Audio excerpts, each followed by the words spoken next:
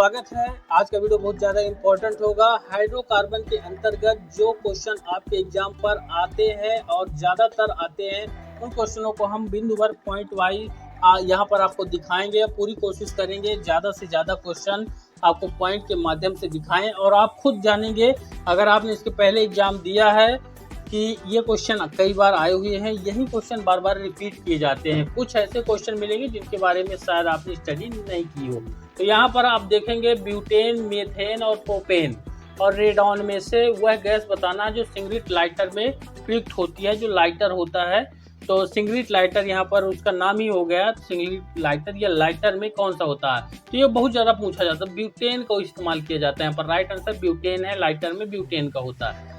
फिर भोपाल शहर पर गैस रिसी थी और उस गैस त्रसादी में कौन सी गैस का रिसाव हुआ था। तो यहाँ पर देखिए मिथाइल आइसोसाइनेट के रिसाव के कारण वहाँ पर हजारों की संख्या में लोगों की मृत्यु हो गई थी। तो ये मिथाइल आइसोसाइनाइड है, ये हर एग्जाम में पूछा जाता है, कॉमन क्वेश्चन है। फिर छपाई में प्रयोग की जाने वाली स्याही, चाहे न्यूज़पेपर हो या अन्य कोई पेपर में छपाई की जाती हो, उसमें कौन स्याही हो। तो मीथेन के अपघटन से वह स्याही प्राप्त होती है, मीथेन का अपघटन होता है। फिर मीथेन गैस उत्पादन करने वाला क्षेत्र कौन सा है। धान का जो खेत होता है वहाँ पर बहुत प्रचुर मात्रा में मीथेन की गैस निकलती है। मीथेन का यहाँ पर सूत्र आपको पता होना चाहिए, CH4 होते हैं, यहाँ पर ये मीथेन है। फिर यहाँ पर ये देखिए जोड़ी का भी हमने यहाँ पर रखा हुआ है।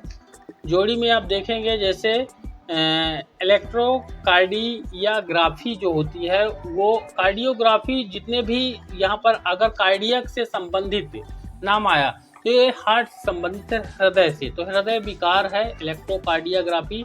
DDT जो है कीटनाशक है, यह खेतों में इस्तेमाल होता है, खरपतवारनाशी भी बोल सकते हैं। निकोटीन जो होता है वो तम्बाकू में पाया जाता है। तो ये निकोटीन जो होता है तम्बाकू में पाया जाता है। वह उत्प्रेरक बताना है जिसका उपयोग वनस्पति तेलों के हाइड्रोजनीकरण के लिए किया जाता है। वनस्पति तेल जो डालडा जिसको बोलते हैं, उसके हाइड्रोजनीकरण के लिए तो निकेल का किया जाता है, निकेल तत्व का इस्तेमाल किया जाता है। फिर फलों के पकाने में किसकी आवश्यकता होती है। तो इथेफान का यहाँ पर आवश्यकता होती है, इथेफान का ध्यान रखिएगा। फिर फल पकाने के लिए उपयोग में लाया जाता है कैल्शियम कार्बाइड। तो देखिए यहाँ पर फल पकाने में सहायता करता है इथेफान जो होता है, इस चीज़ का ध्यान रखिएगा। और दूसरा जो क्वेश्चन है, फल पकाने के लिए उपयोग में किसका यहाँ पर प्रयोग किया जाता है। तो ये कार्बाइड आपने सुना होगा, लेकिन उसका पूरा नाम कैल्शियम कार्बाइड होता है। ये चीज़ को अच्छे से ध्यान रखिएगा। सहायक में इथेफान और जो उपयोग किया जाता है कैल्शियम कार्बाइड होता है। हरे फलों को कृत्रिम रूप से पकाने के लिए कैल्शियम कार्बाइड का प्रयोग किया जाता है, क्योंकि यह क्या उत्पन्न करता है। तो जो हरे फल होते हैं अक्सर मार्केट में आपने देखा होगा कि उनको कार्बाइड, कैल्शियम कार्बाइड से ही पकाया जाता है। तो यहाँ पर उसमें से यहाँ पर क्यों पकता है, उसका कारण जो है क्या उत्पन्न होता है। तो एसिटिलीन जो होता है ये उत्पन्न हो जाता है वहाँ पर ये, और फलों को पका देता है, कच्चे फलों को एसिटिलीन। कैल्शियम कार्बाइड रख दिया पुड़िया के बना के उसमें कहीं पर भी, और उससे एसिटिलीन निकला, एसिटिलीन से वो गर्माहट मिलके पक जाता है। फलों को पकाने में बढ़ावा देता है एथिलीन। ठीक, ध्यान रखिए। वह गैस मिश्रण जो गैस वेल्डिंग के लिए प्रयुक्त किया जाता है। गैस वेल्डिंग आपने देखा होगा, नॉर्मली वेल्डिंग भी है, गैस वेल्डिंग भी होता है। तो गैस वेल्डिंग ही आज के समय में चल रहा है। तो उसका मिश्रण बताना है क्या क्या उसमें होता है। तो ऑक्सीजन होता है, ऑक्सीजन और एसिटिलीन गैस, ये दोनों कंबाइन रूप से गैस वेल्डिंग बनाते हैं। फिर एसिटिलीन के बारे में निम्नलिखित कथनों पर विचार करना है। यहाँ पर कथन देख लीजिए पहले। वेल्डन उद्योग में इसका उपयोग बिल्डिंग वगैरह में। फिर यह प्लास्टिक का निर्माण करने में उपयुक्त कच्चा माल है। फिर है सिलिकॉन कार्बाइड और पानी का मिश्रण कर इसकी सुगमता से प्राप्त किया जाता है। इन कथनों में से बताना है 1 और 2 सही हैं। 1 और 2 मतलब पहला वाला बिल्डिंग उपयोग में एसिटिलीन गैस का, और दूसरा में है प्लास्टिक का निर्माण करने में, और तीसरा सिलिकॉन वाले में इसमें नहीं किया जाता। तो पहला और दूसरा ये राइट है, यानी ओके है यहाँ पर चूक। फिर यहाँ पर आप देखेंगे आगे जोड़ी जैसे है फ्लोरीन बोलते हैं, कार्बन का प्रूफ है।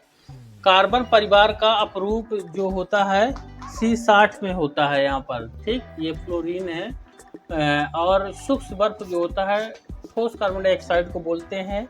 और D2O इसका ये फार्मूला हो जाता है। फिर कीरोटीन जो होता है मानव त्वचा की बाहरी परत में पाया जाने वाला एक प्रोटीन होता है और इससे अक्सर क्वेश्चन पूछा जाता है कैरोटीन। मास्टर्ड गैस जो होती है रासायनिक युद्ध में प्रयुक्त होने वाला विषैला द्रव होता है और ये मास्टर्ड गैस के नाम से जाना जाता है। फिर आप देखेंगे मिलाने वाला यहाँ पर है, देखिए सूक्ष्म बर्फ जो होता है ठोस कार्बन डाइऑक्साइड को बोलते हैं सूक्ष्म बर्फ। फिर मास्टर्ड गैस रासायनिक युद्ध में प्रयुक्त होने वाला विषैला है। टेफ्लॉन जो होता है फ्लोरीन युक्त एक बहुलक होता है टेफ्लॉन। फिर जो फ्लोरीन जो है फ्लोरीन कार्बन परिवार का एक अपरूप होता है। तो जिस कार्बन के 3 महत्वपूर्ण अपरूप होते हैं यहाँ पर आपको बता देता हूँ। कार्बन का हीरा हो गया, ये कार्बन का अपरूप है। फिर ग्राफाइट हो गया, ये कार्बन का है। फिर फुलरीन जो होता है या फुलेरीन जो होता है ये कार्बन, 3 अपरूप यहाँ पर हो जाते हैं। फिर सुमेलित करने का ही है, जैसे पायरीन हो गया। पायरीन आपका अग्निशामक होता है आग वगैरह बुझाने के लिए। सल्फर डाइऑक्साइड जो होता है ये अम्ल वर्षा होता है। बरसात में पहली बारिश का पानी नुकसान करता है, उसको क्यों करता है? वो इसी कारण से करता है क्योंकि वहाँ पर अम्ल वर्षा होती है जो कि सल्फर डाइऑक्साइड वहाँ पर उपस्थित है, वो पानी के साथ नीचे आता है तो अम्ल वर्षा उसको बोले। क्रियान जो होता है वो प्रशीतक का काम करता है। और फुलेरीन जो होता है ये फ्लोरीन कार्बन का एक अपरूप है। ये यहाँ पर क्लियर हो गया। फिर बेंजीन के लिए क्या बात सही होती है? तो बेंजीन जो होता है इसमें 12 सिग्मा और 3 पाई बंद होते हैं। 12 सिग्मा और 3 पाई बंद होते हैं। तो यहाँ पर सिग्मा और पाई में फ्लोरीन जो है बेंजीन जो है तो C6 या 6 ये फार्मूला हो गया बेंजीन का। अब यहाँ पर देखेंगे आप C से ये कनेक्टेड हैं, यहाँ पर कितना होना चाहिए? 6 होना चाहिए। ये अभी हमारा कितना बनेगा? 6 बन जाए तो C6H6 तो C यहाँ पर 6 होना चाहिए और H होना चाहिए 6। तो ये यहाँ पर देख सकते हैं ये पूरा CH ये कनेक्टेड हो गया, ठीक यहाँ पर। तो ये 6 हो गए। अब यहाँ पर सिग्मा बॉन्डिंग, तो ये जो H है यहाँ पर ये H अलग अलग रहेगा, जैसे C या फिर H इस तरह से। तो यहाँ पर काउंटिंग करेंगे तो 6 तो ये सिंगल लाइन वाले जो होते हैं सिग्मा होते हैं और पाई वाले जो होते हैं वो डबल होते हैं। तो यहाँ पर इस चीज़ को विशेष ध्यान रखना है। तो इसमें 12 सिग्मा बन जाते हैं और 3 पाई बंद बन जाते हैं। फिर एल्कोहल से जो क्वेश्चन आते हैं तो एथिल एल्कोहल को पीने के अयोग्य बनाया जाता है पीने के लिए। तो जो शराब मार्केट में मिलती है उसका जो शुद्ध रूप है एल्कोहल तो आप जानते हैं, लेकिन एल्कोहल में अलग अलग मेथिल एल्कोहल एथिल एल्कोहल कौन सा? तो एथिल एल्कोहल पीने वाला जो होता है तो इसको बनाते हैं मेथेनॉल और पिरिडीन को दोनों को कंबाइन करके मिला दे के बना लेते हैं, ये पीने योग्य हो जाता है। फिर उन शराब त्रसादी में जिसमें परिणाम स्वरूप अंधता होती है, जो शराब ज़्यादा पीते हैं वो देखने में उनको दिक्कत होने लगती है, धीरे धीरे उनका दृष्टि खराब हो जाता है, नहीं देख पाते हैं। तो इसमें मेथिल एल्कोहल के कारण जो है यह होता है। फिर वुड स्प्रिट जो होता है वो उसका नाम है, तो ये भी उसी संबंधित है, मेथिल एल्कोहल ही है वुड स्प्रिट। और अगर ये मिला हुआ है तो शराब पीने वाला अंधा हो जाएगा। फिर धीरे धीरे करके फिर शक्कर के किण्वन से क्या बनता है? इथाइल एल्कोहल बन जाता है। फिर यहाँ पर आप देखेंगे सीरा के बारे में। सीरा जो होता है अति उत्तम कच्चा माल होता है एल्कोहल के उत्पादन के लिए। तो ये हो गया। अगला हमारा जो टॉपिक रहेगा वो बहुलक से रहेगा। यहाँ पर देख सकते हैं बहुलक बहुत ज़्यादा इम्पोर्टेंट है, तो हमारे चैनल से जुड़ जाइए, सब्सक्राइब कर लीजिए और वीडियो को लाइक कर दीजिए और इसको शेयर कर दीजिए। साथ ही हम इस पर और बेहतर क्या कर सकते हैं कमेंट में अपनी राय आप बता सकते हैं।